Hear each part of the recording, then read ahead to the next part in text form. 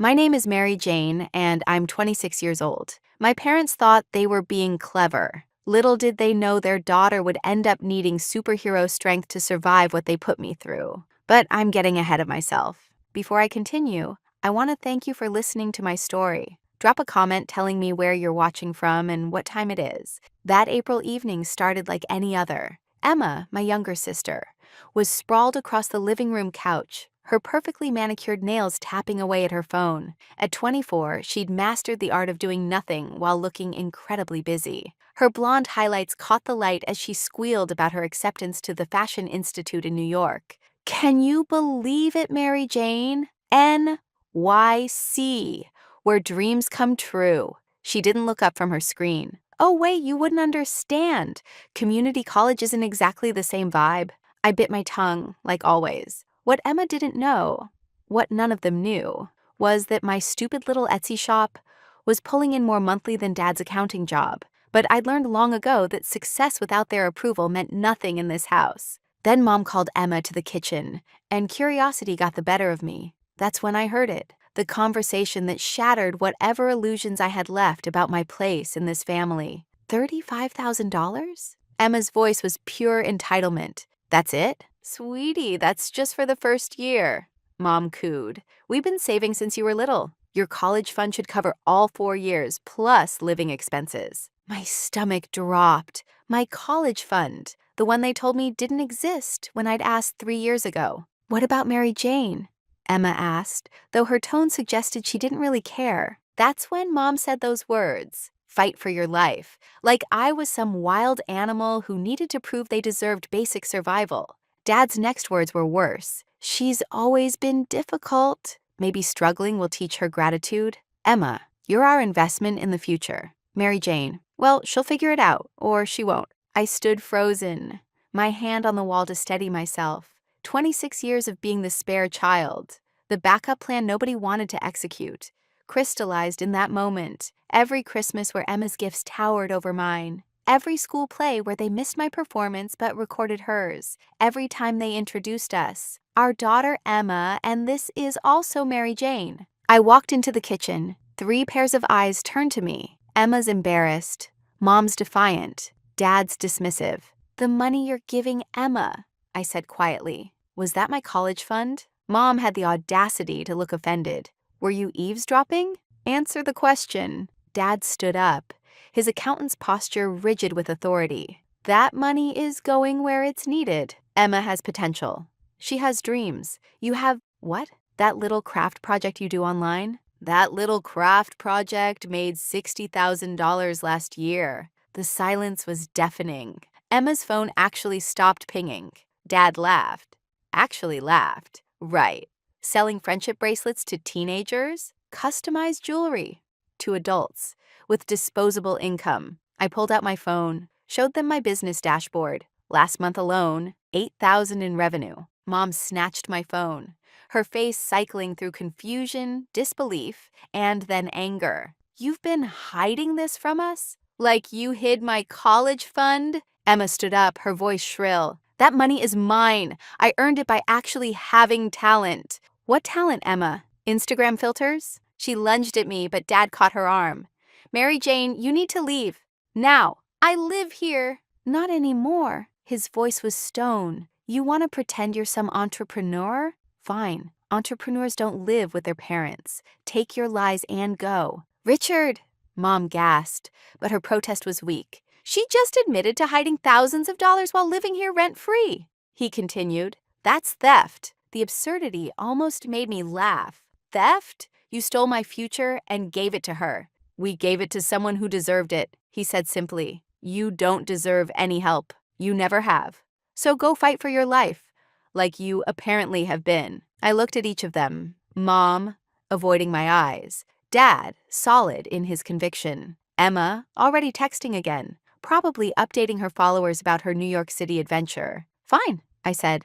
But remember this moment. Remember that you chose this. 2 hours later, I sat on a Greyhound bus with $247 in my wallet and a duffel bag of essentials. My phone buzzed with Emma's Instagram story. NYCBOUND. First class upgrade thanks to the best parents ever. I turned off my phone. The elderly woman next to me noticed my shaking hands. Bad night, honey. My family just kicked me out for being too successful. She laughed, thinking I was joking. Then she saw my face. Oh, sweetie, you're serious. They gave my college fund to my sister, $35,000, then threw me out when I told them I didn't need it. She patted my hand with her weathered one. Let me tell you something, dear. I'm 78 years old. Know what I learned? The best revenge isn't proving them wrong. It's proving yourself right. The bus rolled through the night while Emma posted champagne selfies at 30,000 feet. She was heading to a $4,500 per month Manhattan penthouse apartment.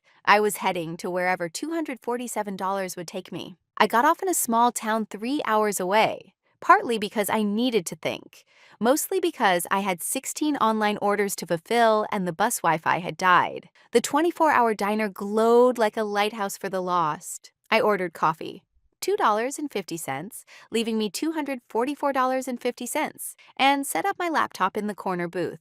You planning to stay all night? The waitress asked. Her name tag said Dolores. I'll keep ordering coffee. She studied me. Saw something familiar maybe. Honey, you running from something or toward something? Both? That's the only way to run that matters. You got somewhere to sleep? I'll figure it out. She walked away, came back with a piece of pie. On the house. Can't build an empire on an empty stomach. While Emma was posting photos of her penthouse view, can you believe this is my actual life now? I was confirming shipping addresses, processing payments, and messaging customers about delays. Sorry for the late response. I typed to one. I'm currently relocating my operation. Not a lie. Just not the whole truth. At 3 a.m., Dolores' husband Frank showed up to start the morning prep. They whispered in the kitchen, and then Dolores came back. Storage room in the back has a cot. Previous owner used to nap there. $100 a week, but you help with the breakfast rush. Deal? Why would you? Because I was you once. 23 pregnant, family said I was ruining my life. 40 years later, we own 6 diners. Started with washing dishes for tips. She jerked her thumb at Frank. That dishwasher boy became my business partner. Turned out better than my family's plan of marrying me off to a dentist. I managed my first real smile in hours. Deal? That night, while Emma explored her walk-in closet, I lay on a cot that smelled like coffee and possibility. She posted about her silk sheets. I wrapped myself in a moving blanket that Frank found in his truck. She ordered sushi from Nobu. I ate leftover pie. But here's the thing about parallel lives.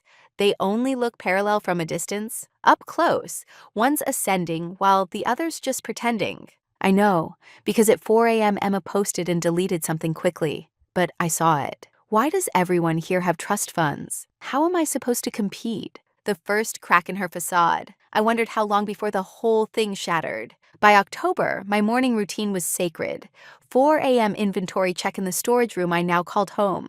5 a.m. breakfast prep with Frank. 6 a.m. opening with Dolores.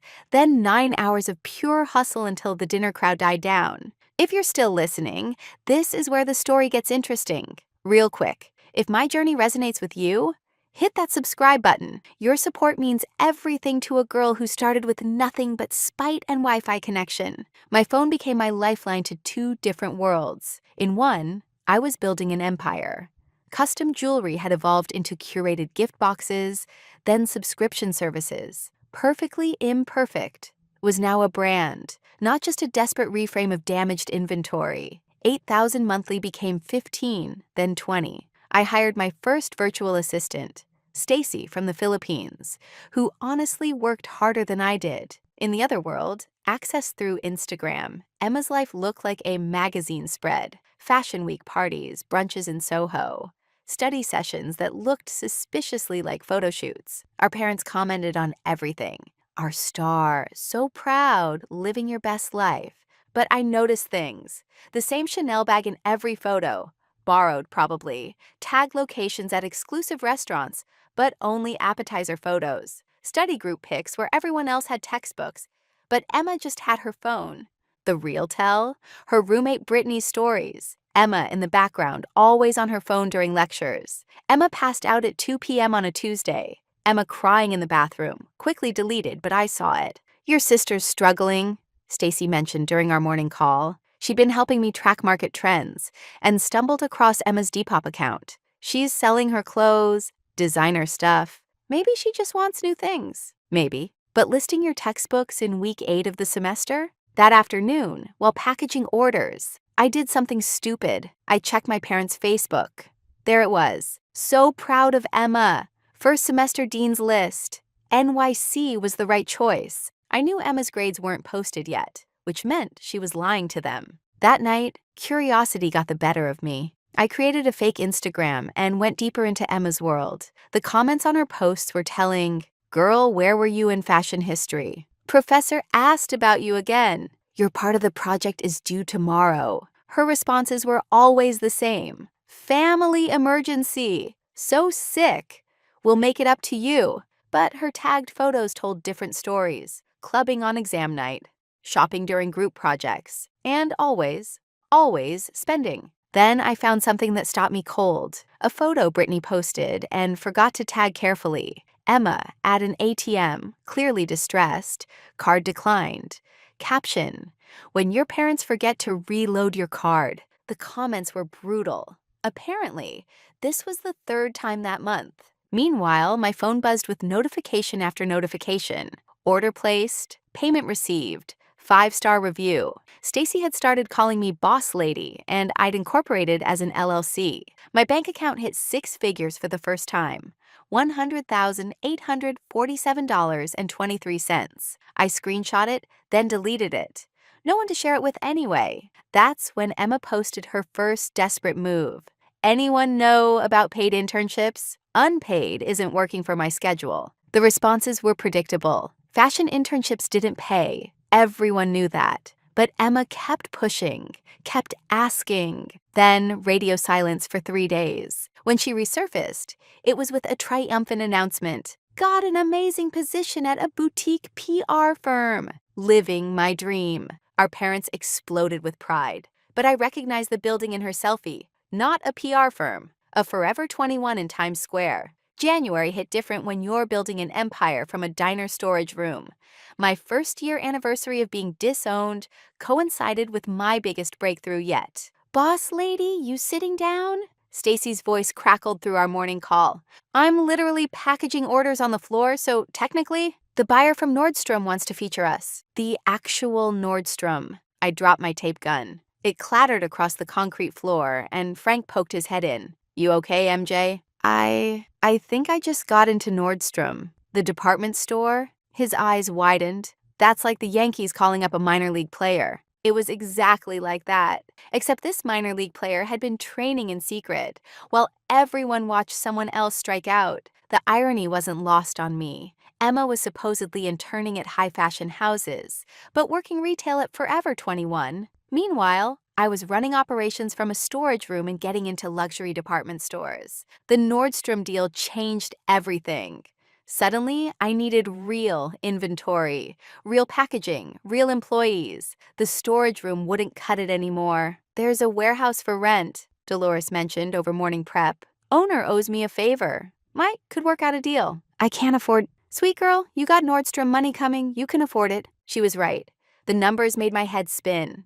One Nordstrom order equaled 3 months of my current revenue. I signed the lease with shaking hands, then hired 3 local women who needed flexible work. One was going through a divorce, another had kids in school, the third was retired and bored. They became my lifelines. Meanwhile, Emma's social media told a different story. The fashion posts became fewer, replaced with outfit of the day shots that were just different angles of the same 3 outfits. She stopped tagging restaurants, started posting more study nights that looked suspiciously like her bedroom. Then came the post that made me spit out my coffee. "So excited to be working with emerging designers." The photo showed my products, MY products, in the store where she worked. She didn't recognize them. How could she? The girl who said my craft project was embarrassing was now arranging my jewelry displays, folding my scarves, recommending my gift sets to customers. The universe had a sense of humor darker than my coffee. "Should we tell her?" Stacy asked when I shared the photo. "No, let her sell them. She's probably making commission on her sister's success without knowing it." But the real kicker came in March. Emma posted about her amazing fashion internship at Vogue. Our parents were beside themselves with pride. The comments flooded in. OMGVOGUE. Living the dream. Anna Winter better watch out. I knew better. The geotag she forgot to turn off showed Forever 21. The Vogue badge was from a tourist photo op. The desk selfie was in a stockroom, not an office. She was creating an elaborate fiction while I was building an empire nobody knew about. We were both lying to our parents. She about failure, me about success. The difference? My lies protected me. Hers were destroying her. Late one night, unable to sleep, I did something I shouldn't have. I used my business account to order something from the store where Emma worked, selecting in-store pickup. Not to see her. God, not that. But to see if she'd recognize my company name. The confirmation email came with a note. Personal shopper Emma will prepare your order. My sister would be packaging my products to send to me. The irony was so thick, I could have cut it with the tape gun I'd finally replaced with an automatic system. But then Stacy forwarded me something that changed the game. Boss lady, you need to see this. It was a screenshot from a sugar daddy website. Emma's profile, under a fake name, but definitely her photos. Fashion student seeking generous mentor for mutual beneficial arrangement. My successful sister. Our parents' golden child, selling herself to maintain the lie. I stared at that profile for an hour. Part of me wanted to feel vindicated. She got everything handed to her and still failed. But mostly, I felt sad. We were both fighting for our lives. She just didn't know she was losing. Year 2 started with me signing a lease on my first real apartment. Not fancy, a 1-bedroom in a decent neighborhood. But it had something the storage room didn't. Dignity. Frank and Dolores threw me a going-away party at the diner, complete with a cake that said CEO in training. I ugly cried into the frosting. You'll still visit, right? Dolores asked, hugging me tight. Every Sunday, promise. My business had evolved into something I barely recognized. 20 employees, a legitimate warehouse, 3 product lines, and revenue that made my dad's annual salary look like pocket change. We were in Nordstrom, Bloomingdale's, and had just landed Saks Fifth Avenue. The universe kept its twisted sense of humor, though. Our newest retail partner, the exact Forever 21 where Emma worked. My products would be in her store, under her nose, every single day. Boss lady, there's something else, Stacy said during our morning call. The store manager at that Forever 21 wants you to do a personal appearance. Meet the designer event. When? Next Thursday, 3 to 5 p.m. I checked Emma's Instagram. She'd be working that shift. She always posted her Thursday outfit photos at 2:45 p.m. like clockwork. Tell them I'm unavailable. Founder's privacy policy. You sure? It's good money. Some things are worth more than money, Stacy. But Emma's posts were becoming concerning. The fake Vogue internship had evolved into an entire fictional life. She posted about Fashion Week experiences she couldn't have had, meetings with designers who didn't know she existed, and projects that only lived in her imagination. Our parents ate it up. Their Facebook was a shrine to Emma's fake achievements. Our daughter rubbing shoulders with fashion elite. So proud of our NYC success story. Emma making connections that will last a lifetime. The comments from relatives were worse. Mary Jane could learn from her sister. Whatever happened to the other one? Glad one of them turned out right. If only they knew the other one just hit her first million in revenue. Then came the message that changed everything. It was from Brittany, Emma's ex-roommate. Through my business Instagram. Are you Mary Jane? Emma's sister? I need to talk to you. We video called that night. Brittany looked exhausted. I moved out 3 months ago, she started. I couldn't watch anymore. Your sister? She's in trouble. What kind of trouble? The lying is pathological now. She tells everyone she has this trust fund, that she's just waiting for it to clear. She owes me 3 months' rent. She owes our other roommate 6. She got evicted from the penthouse. She's in Queens now with some sketchy people she met on Craigslist. What about school? Brittany laughed bitterly. She hasn't been to class since October. Failed out, officially, but keeps showing up for the social events. Security had to escort her out of the spring gala because she wasn't enrolled anymore. My chest tightened. Do our parents know? She sends them fake grade reports, photoshopped screenshots, even made a fake dean's letter congratulating her. Brittany paused. Look, I'm not trying to hurt her, but she owes a lot of people money. And the sugar daddy thing? That went bad. The guy found out she was lying about being in fashion school. He's threatening to sue for fraud. After we hung up, I sat in my apartment, my earned apartment, and felt the weight of knowledge. Emma wasn't just failing, she was imploding. That weekend, I did something I swore I wouldn't. I hired a private investigator, not to hurt her, but to know the full truth. What came back was worse than I imagined. Emma owed $80,000 across 17 credit cards. She'd taken out 3 personal loans using fake employment verification from her Vogue internship. She was behind 6 months on her Queen's rent. Her sugar daddy had filed a police report for theft. She'd stolen his watch and sold it. But the worst part? She'd created a fake Instagram for me. In her fictional world, I was homeless, drug addicted, and had called begging her for money. She'd posted screenshots of fake text conversations where I supposedly said things like, "You were always the smart one," and "I should have listened to mom and dad." She was writing fan fiction where she was the hero and I was the cautionary tale. By year 3, I should have been celebrating. Featured in Forbes 30 Under 30, business valuation at $10 million. 150 employees across 3 states, the American dream personified. Instead, I was reading the private investigator's latest report while sipping wine in my new house. Yes, the $2 million one in the Hollywood Hills. Every American woman over 55 knows that zip code means something.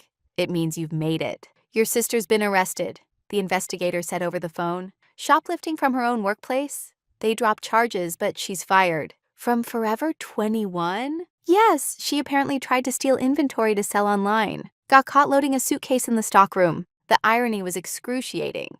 She was stealing to sell what I was selling legitimately. We'd both become entrepreneurs.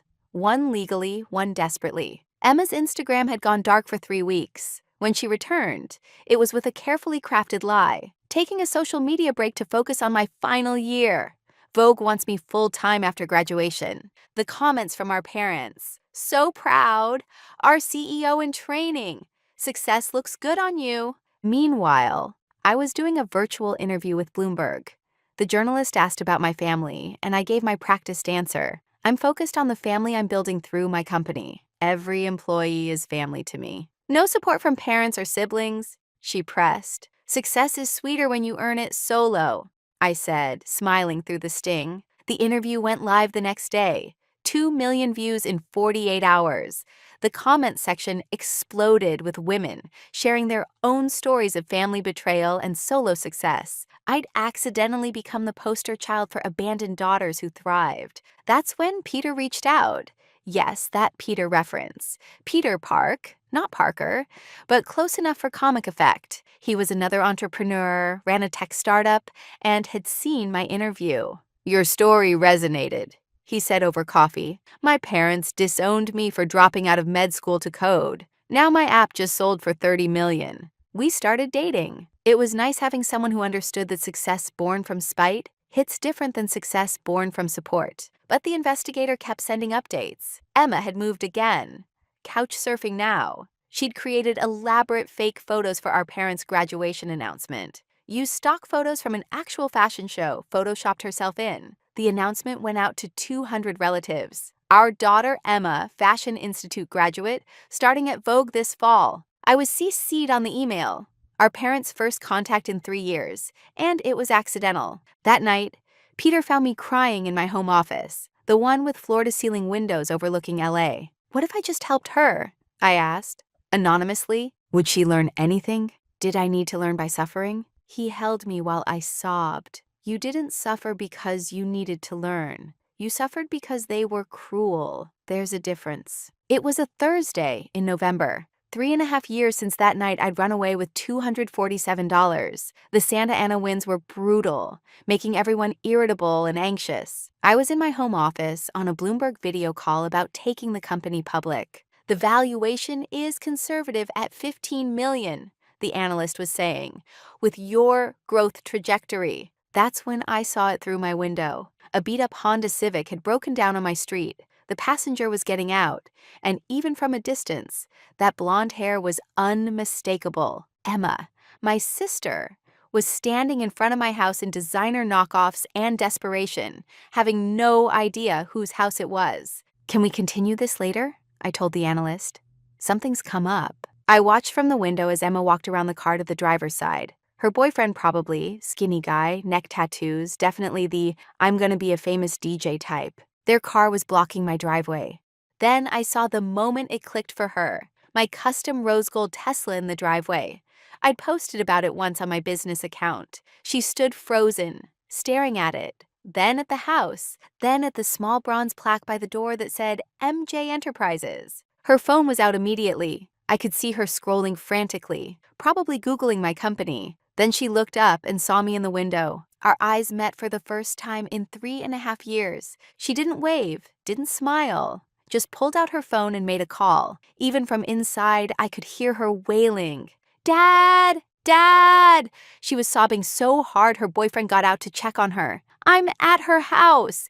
Mary Jane, she has a fucking mansion. I watched my father's golden child collapse on my manicured lawn, screaming into her phone about the injustice of my success. How does she have this? You said she was nothing. You said she'd fail. Dad, it's not fair. The boyfriend tried to calm her down. Clearly embarrassed as my neighbors started to notice. This was a nice street. People didn't scream on lawns here. My phone rang. Unknown number, but I knew. Hello, Dad. Silence. Then, is Emma at your house? She's on my lawn, technically. Your house? Yes. How? I fought for my life. Like you told me to. He hung up, but Emma was still wailing, now lying dramatically on my grass like a teenager who'd been told no. The boyfriend was trying to physically lift her. 20 minutes later, a Lincoln Town car pulled up. My parents.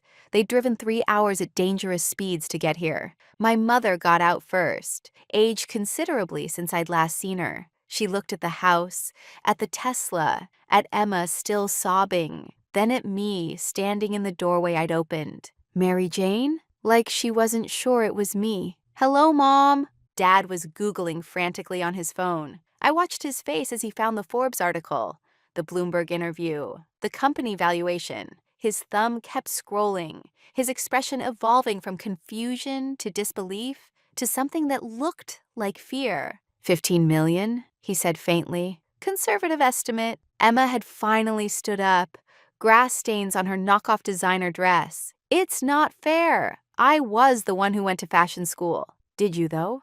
I asked calmly. Everyone froze. What's that supposed to mean? Mom asked. I pulled out my phone, pulled up the investigator's report. Failed out October of freshman year, never went back, been lying for 3 years. Working retail, not at Vogue. 80,000 in debt, currently couch surfing because she got evicted. Again. Emma's face went white. How do you... The same way I know about the sugar daddy website, the arrest for shoplifting, the fake Instagram you made of me being homeless. I looked at our parents. Did you enjoy those? The fake texts where I supposedly begged her for drug money? We all stood there on my lawn like a bizarre family portrait. Success and failure, truth and lies. All the chickens coming home to a $2 million roost. You've been spying on me? Emma shrieked. You've been pretending I'm a homeless drug addict for internet sympathy. I needed something. They kept asking about you. So you chose character assassination? Dad finally found his voice. You hired someone to stalk your sister? No, I hired someone to make sure my sister wasn't dead. Because despite everything, I apparently still give a damn. I turned to Emma. 80,000 in debt. How is that even possible? She crumbled. Right there on my lawn, my golden child sister crumbled into the truth. I couldn't do it, okay? Everyone at fashion school was rich. Actually rich. They had connections, real designers as parents, summer homes in the Hamptons. I was nobody. I tried to keep up. Tried to fake it till I made it, but you can't fake talent, I said. Not cruelly, just factually. You don't understand. You were never supposed to succeed. You were the failure, the cautionary tale. I was the star. Based on what? I genuinely wanted to know. What made you the star and me the failure? She couldn't answer. Neither could our parents. Here's what's going to happen, I said. The CEO and me taking over. Emma, you're going to accept a job at my company. Entry level, $60,000 a year plus benefits. You'll work in fulfillment to start. Learn the actual business. The salary should let you handle your debt in 3 years if you live modestly. I'm not working for you. Then enjoy bankruptcy and potential fraud charges. Your choice. Mom stepped forward. Mary Jane, family helps family. Stop. I held up my hand. Family helps family. Where was that philosophy when you gave her my college fund? When you kicked me out with nothing? When you changed the locks and blocked my number? You were difficult, Dad protested. Always fighting us. I was different. There's a distinction. I looked at each of them. You had 2 daughters. One who did everything you asked, and one who did everything her own way. You decided obedience was worth investing in, and independence was worth discarding. And look how that turned out, Peter said, appearing beside me. I hadn't heard him pull up. Your investment is bankrupt. Your discard is a millionaire. Emma looked between us. You're dating someone named Peter? Like Spider-Man? Like Spider-Man, I confirmed. Turns out Mary Jane does get her Peter. Just had to build my own empire first. Dad was still scrolling through articles about my company. This says you employ over 100 people. 153. Mostly women who needed flexible work. Single moms, recent divorces, retirees. People society wrote off. I paused. Like you wrote me off. We never meant. You literally told me I didn't deserve help, that I had to fight for my life. So I did, and I won. Emma's boyfriend had been silent this whole time, but now he spoke up. Yo, Em, you told me your sister was a junkie. She lied about a lot of things, I said, but she's still my sister, which is why I'm offering her a job instead of a restraining order. I'll take it, Emma said quietly. What?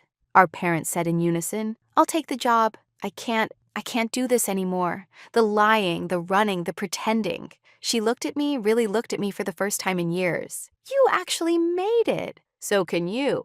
Just not the way you thought. Mom was crying now. We destroyed our family. No, I corrected. You made a choice. You chose your favorite. It just turned out your favorite couldn't carry the weight of your expectations, and your spare became self-sufficient out of spite. Can you forgive us? Dad asked. Forgiveness isn't a light switch, it's a dimmer. Right now you're at about 15%. Emma taking this job and succeeding, that might get you to 30. Actually acknowledging what you did, maybe 50. But Fulbright? That's years away, if ever. Peter squeezed my hand, a reminder that I had built my own family now. The job starts Monday, I told Emma. Stacy will send you details.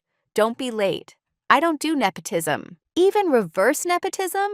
She tried to joke. Especially that. As they all stood to leave, Mom turned back. The woman you became, would you have become her if we'd supported you? I thought about it. Really thought about it? No. I became her because you didn't. But that doesn't make what you did right. It just makes what I did remarkable. They left in their separate cars, parents in their Lincoln, Emma in the broken Honda. I watched from my doorway, the California sun setting behind them, painting everything gold. You okay?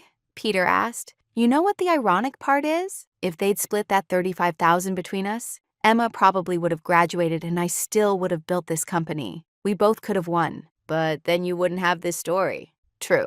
And what a story it is. Later that night, I posted on my business Instagram for the first time about my personal journey. No details about family. Just 3 years ago, I started with $247 in spite. Today, we're valued at $15 million. To everyone who was told they don't deserve help, you don't need their help. You have yourself. That's enough. It went viral. 40 million views. 20,000 comments from women who'd been the spare child, the discarded one, the one who didn't deserve help. Emma started that Monday. She was 10 minutes early. She's still working for me now 2 years later. She's good at it. Turns out when you remove the pressure of being perfect, people can actually grow. She paid off half her debt, lives in a modest apartment, and hasn't posted on Instagram in a year. Our parents? They visit sometimes. It's awkward sitting in my dining room that costs more than their house, being served by the daughter they threw away. But we're trying. 15% became 30, 30 became 50. Some days, when Mom helps Emma understand a particularly difficult customer, or when Dad admits he was wrong about my craft project, we hit 60%. But the best part? Every month, I fund a scholarship for a young woman whose family told her she doesn't deserve help. Full ride, no strings, just a note that says, you deserve everything. Go fight for your life. Because that's what they never understood. When you tell someone to fight for their life, sometimes they win. And when they win without you, they owe you nothing, not even forgiveness. Though I'm working on it at my own pace, in my own mansion, with my own Peter Parker, my chosen family of employees, and a sister who finally learned that being real beats being perfect every time. Karma isn't always instant, but when it comes with interest. And business? Business is good.